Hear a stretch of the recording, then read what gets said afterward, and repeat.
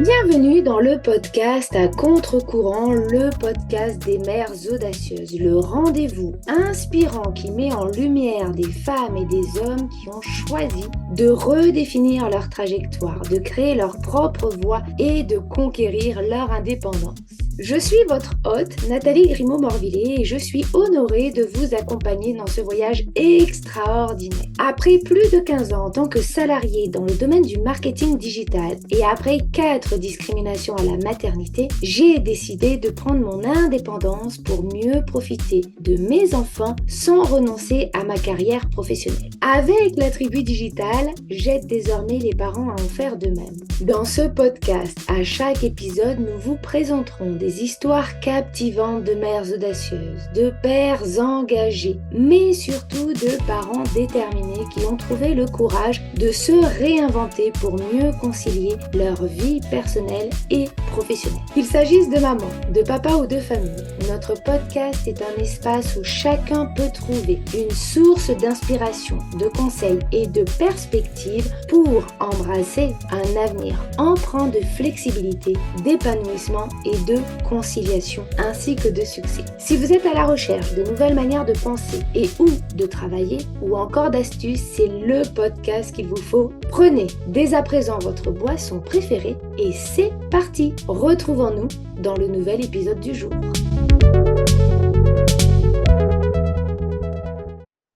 Bonjour et bienvenue dans ce nouvel épisode de Mom Tips. Mom Tips, ce sont des petits épisodes plutôt rapides pendant lesquels je vous partage mes astuces, mes conseils, mes prises de conscience en tant que mompreneur pour vous permettre d'atteindre vous aussi vos objectifs et surtout de déconstruire des croyances portées par la société, nos proches, parfois même par nous-mêmes et qui vont impacter négativement notre quotidien.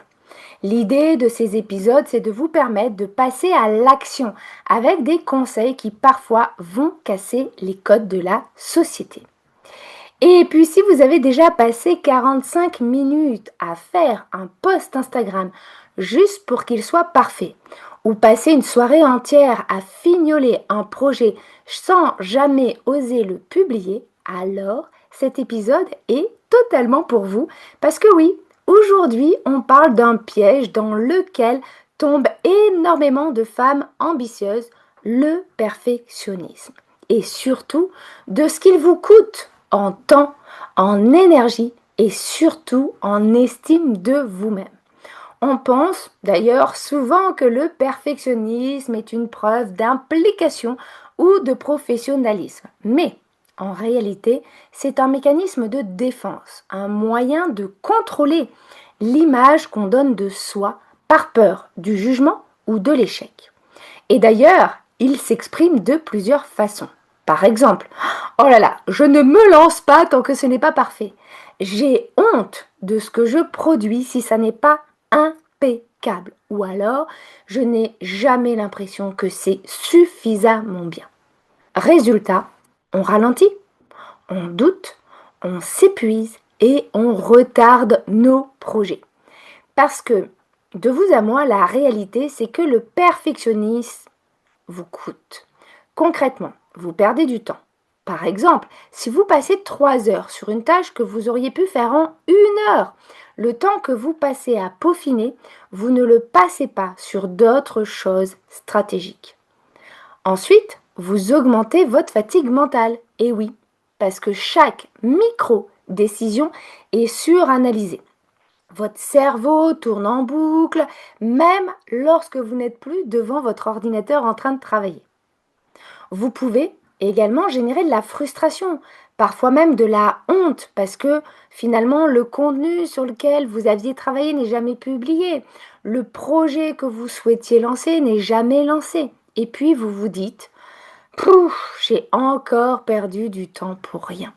Mais alors, dans ce cadre-là, comment on peut faire pour sortir du perfectionnisme? Parce que oui, c'est souvent un défaut qu'on tourne en qualité.